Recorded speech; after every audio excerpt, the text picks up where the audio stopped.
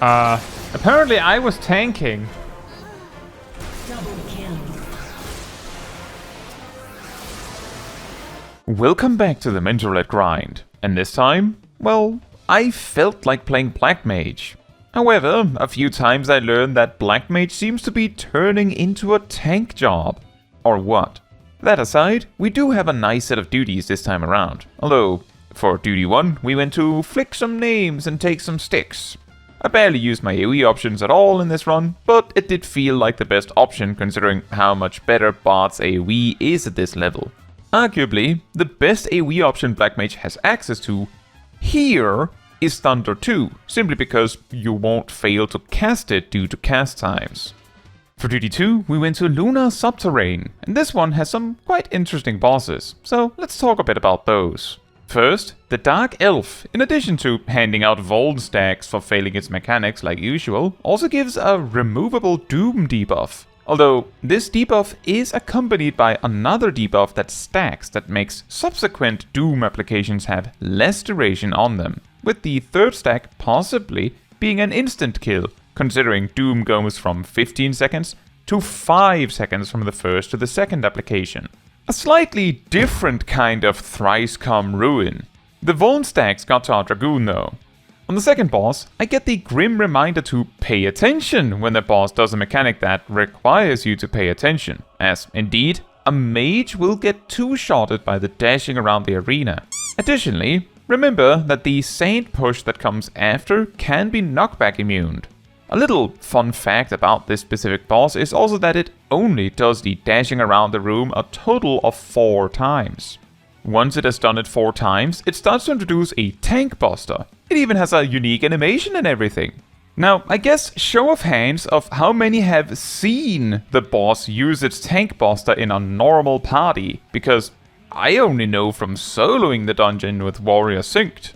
On the final boss, our Dragoon also got sniped by the Duplicitous Battery. If you have trouble with this mechanic too, the simple way to handle it is to note a safe spot for the first wave of AoEs and simply move into one of the explosions as they spiral out, as the second wave hits exclusively in spots the first wave did not. This did appear to be the Dragoon's first run of this dungeon though, so their mistakes were pretty understandable. For duty 3, oddly fittingly, we have Golbez, and Ilana and Emily Deer the Viper are here. And aside from an unfortunate proximity AoE death, this run went almost perfectly. The boss has like 3 mechanics that tend to get to players. The first one is the double meteors, although the main thing that can trip players up there is the knockback in my experience, as well as the proximity AoEs that immediately follow. The second one is Shadow Crescent, as Golbez tends to use it after having a mechanic that could force you far away from the center, meaning you have to rush to get behind him, often leading to getting hit by the surprise circle AoE that immediately follows. The third and final thing that can almost wipe parties all on its own if you aren't thinking about it is the Eventide double line AoEs, as each swing applies a magic ball making the other hit lethal. Thankfully, none of these caused any major issues this time around. For duty 4, we went to Yuweyawata Field Station with a very weird tank. They rarely used their Fight or Flight and Imperator, almost using it more reactively than proactively. And by reactively, I mean they were put in some form of situation that called for it in particular. Very frequently, they would also have their Atonement and Divine Might buffs just naturally take out in the middle of combat. Surprisingly, while this did affect the pace of the run overall, not by so much that it was super noticeable. The specific point I noticed something really strange was up was on the pull after the first boss, where my very normal AoE burst grabbed aggro on a majority of the enemies, and then the tank used Fight or Flight to get it back. On the final boss, it also seemed pretty clear our tank had some trouble reading the mechanics, as they quickly gathered 1, 2, 3, 4, 5, 6, 7 Vuln stacks in the first phase. At the very end of the fight, we also had the tank running away when targeted with a tank buster, which was quite funny. Despite all this, we didn't have any deaths or otherwise issues throughout the duty. For duty 5, we went to Shiva Extreme with Naomi and Taldemar. We start the run with explaining how the important bits of the fight goes, including, in particular, how to deal with the sword. However, in phase 1, each time the sword is brought out, the Dark Knight promptly dies to not stacking. On the at-phase version of it, we also lose a healer and a DPS to the following Glacier Bash. In Phase 2, the moment the Slippery Ice appears, a tank and a DPS gets frozen, which distracts a large part of the party from the fact Shiva brought out the bow, killing off nearly half of the party. And then I become the tank for a bit. One of the tanks gets targeted by the knockback and promptly gets frozen again. Shortly after, both tanks end up dying, and because Shiva brought out the sword, she goes on a killing spree, taking out the entire raid before we have a reasonable chance of recovery. After a quick review of most of the important mechanics considering what just happened, we give it another go. And this time, the first sword cleave is resolved correctly. However, the part where you need to face her away again for the Glacier Bash may have been forgotten about. We make it to Phase 2 with 0 deaths. As we work our way through the first bit of Phase 2, I also quickly want to highlight that the White Mage Sprout seemed to be running the blind panic healing strategy, as they were very aggressively constantly maintaining Medica 2 and simultaneously randomly using Cure 3 and Medica 1 when no one needed healing, which is how they had so little MP despite not needing to res anyone. When the floor gets slippery, once again, a tank and DPS gets frozen due to not standing still. But this time, everyone survived getting into the bow phase as Shiva conveniently was phased straight into a wall. For the knockback, it aims at the panic healer and both they and the bard get shoved away. The bard hugged Shiva closely enough that they didn't get frozen, but the healer was frozen over in Narnia. We managed to quickly save them, and the third weapon ends up being sword again, but we managed to deal with it correctly once more. And for the most part, while the tank does not seem to recognize the danger posed by Glacier Bash, most of the raid team recognizes this danger and jumps for cover. Unfortunately, Taldemar goes down as we finish up the fight. I will say, surprisingly well done considering the issues our team did have, but well done. For Duty 6, we went to a Meso Terminal, and the team was excellent. Let's take a look at how the second boss went though, as that tends to be quite exciting. A general tip for this one is that for the first few seconds of the fight, you can attack any of the bosses, and I generally recommend assisting with the healer's boss to help them clear sooner, as in my experience, the most effective way for this fight to start going sideways is if the healer dies. Additionally, this also works as compensation for the fact that if you do get hit by something avoidable, you already help the healer a bit too, so it is only fair. Having one player freed up early in the fight is also just generally good for making the fight easier to handle, and I would say the one role that can help the most by being freed up would be the healer, which is also why I usually go on to help the healer more once I'm freed. Let's just say, throughout the dungeon, no one died and the duty went reasonably fast, although there definitely were some item level equipment differences looking at the HP of the tank and red mage, which may have contributed to making the run a bit longer. For Duty 7, we have the legendary friendly clubs with Ilana, but we at least have a real gladiator, so it wasn't entirely for nothing. For Duty 8, we went to O12N Omega M and F with Ilana. The party was solid, so we only had a random death of the other Black Mage early in the fight.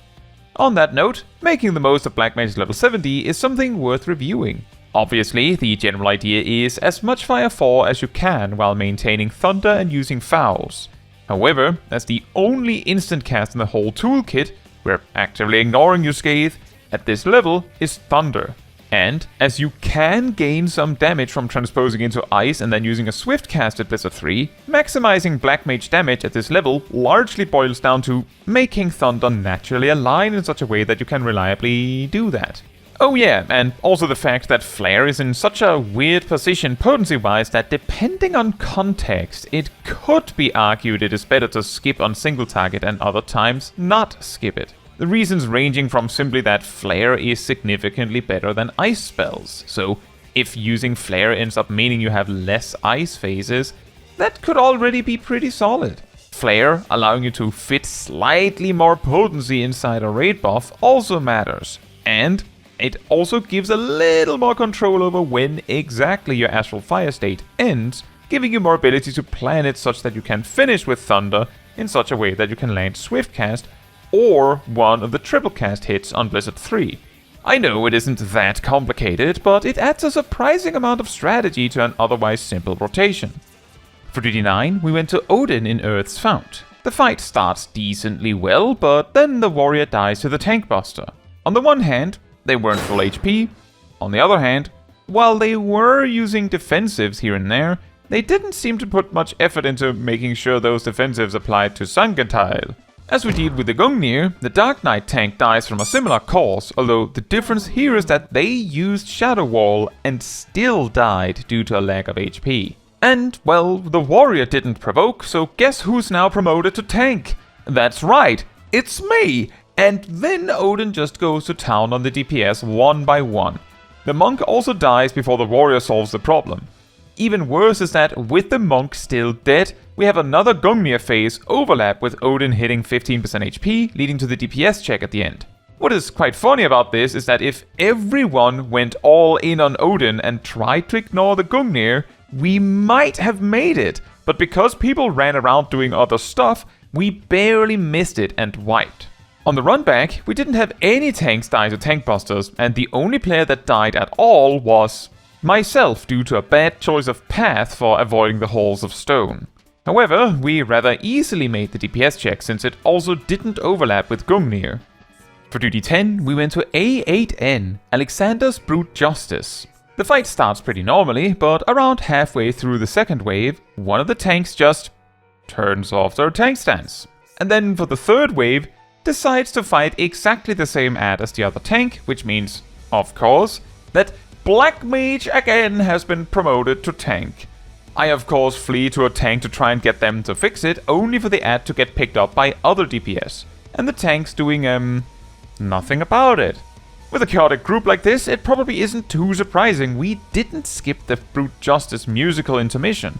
And during this intermission, the tank with stance on ended up dying from standing far away from everyone when the laser targeting them happened to be the stack version.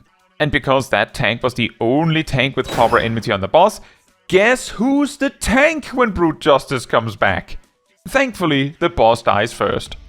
For duty 11, we went to Meso Terminal again with Snow Shiro. Once again, the point where things get really interesting is the middle boss. We start the fight by helping a bit with the ad targeting the healer, starting the fight off with it at about 3/4 HP before the fight begins proper. This one is a lot more interesting though, as things go sideways. The healer misses the fact they got doomed and promptly dies. Snow Shiro manages to raise them, but dies in the effort, and I end up taking unnecessary damage by accident. Before I can really try to help anyone with anything, I die to a raid wide. But we managed to get all back and recovered, with the tank and healer dealing with what remains of the healer ad, and us DPS dealing with the DPS ad. What usually gets me on this fight is the overlap of falling spike balls with a donut AoE, because I tend to get the order in which they need to be handled wrong. For the rest of the dungeon, things went well. And finally for duty 12, we went to Worqor Lar Dor as an instant replacement, and one of the Dragoons knew me. Hello! Considering I've done this fight on Extreme about 100 times since last time I did it on Normal, a lot of mechanics surprised me simply due to how different they were from Extreme, or how silly it was by comparison. For starters, the whole first minute of the fight is Valigamanda just spamming the 3 body tail mechanics. Donut, large cone, circle. And then we went into the Thunder phase. Another example of how the Extreme version is different is that in the Thunder phase, when feathers come down, the party is meant to attack one of the feathers to make a safe spot for the lightning strike. On Normal, they spawn in small enough quantities and the AoEs are small enough that it isn't a problem. Not to mention, the feathers are not attackable.